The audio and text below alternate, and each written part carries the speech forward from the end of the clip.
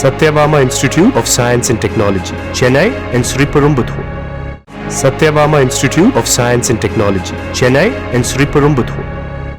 தமிழகத்தில் அடுத்த 24 மணி நேரத்தில் நெல்லை உள்ளிட்ட 4 மாவட்டங்களில் மழை பெய்யும் என வானிலை ஆய்வு மைய இயக்குநர் செந்தாமரை கண்ணன் கூறியுள்ளார். இது தொடர்பாக அவர் வெளியிட்டுள்ள வீடியோவில் தென்மேற்கு வளிமண்டல சுழற்சியின் காரணமாக தமிழகம், புதுச்சேரி, காரைக்கால் பகுதிகளில் அடுத்த 24 மணி நேரத்தில் மிதமான மழை பெய்யக்கூடும் என தெரிவித்துள்ளார். மேலும் நெல்லை, குமரி, தென்காசி, தூத்துக்குடி மாவட்டங்களில் கன முதல் மிக கனமழை பெய்யக்கூடும் எனவும் அவர் எச்சரிக்கை விடுத்துள்ளார். பகுதிகளில் ஒரு வளிமண்டல சுழற்சி நிலவுகிறது. இதன் மேற்கு நோக்கிய நகர்வின் காரணமாக அடுத்த 24 மணி நேரத்தில் தமிழகம், புதுவை மற்றும் காரைக்கால் பகுதிகளில் அநேக இடங்களிலும், நாளை 12ஆம் தேதியன்று தென் மாவட்டங்களில் ஒரு சில இடங்களிலும், வட தமிழக மாவட்டங்களில் ஓரிரு இடங்களிலும் இடைமின்னலுடன் கூடிய லேசானது முதல் மிதமான வரை மழைக்கு வாய்ப்புள்ளது.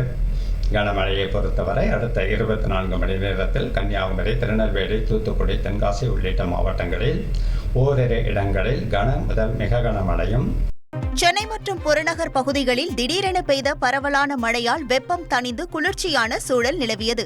தென்மேற்கு வங்கக்கடல் பகுதியில் நிலவும் வளிமண்டல கீழடுக்கு சுழற்சி காரணமாக தமிழகத்தின் பல்வேறு மாவட்டங்களில் மழைக்கு வாய்ப்பு என வானிலை ஆய்வு மையம் தெரிவித்திருந்தது. அந்த வகையில் சென்னை மற்றும் புறநகர் பகுதிகளான எழும்பூர், சேப்பாக்கம், கீழ்ப்பாக்கம், நுங்கம்பாக்கம் உள்ளிட்ட பகுதிகளில் லேசானது முதல் மிதமான மழை பெய்தது. இதனால் மாநகர் முழுவதும் குளிர்ச்சியான சூழல் நிலவியதால் பொதுமக்கள் மகிழ்ச்சியடைந்தனர்.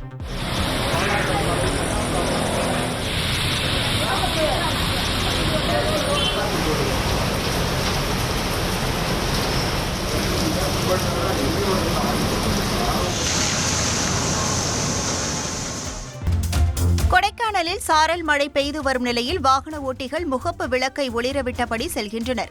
திண்டுக்கல் மாவட்டம் கொடைக்கானலில் காலை முதலே வானம் மேகமூட்டத்துடன் காணப்பட்ட நிலையில் சாரல் மழையுடன் பனிமூட்டம் நிலவி வருகிறது. குறிப்பாக ஏரிச்சாலை, அண்ணா சாலை உள்ளிட்ட இடங்களில் அடர் பனிமூட்டம் காணப்படுவதால் வாகன ஓட்டிகள் முகப்பு விளக்கை ஒளிரவிட்டபடி மலை சாலையில் பயணிக்கின்றனர். Satyabama Institute of Science and Technology, Chennai and Sriperumbudur.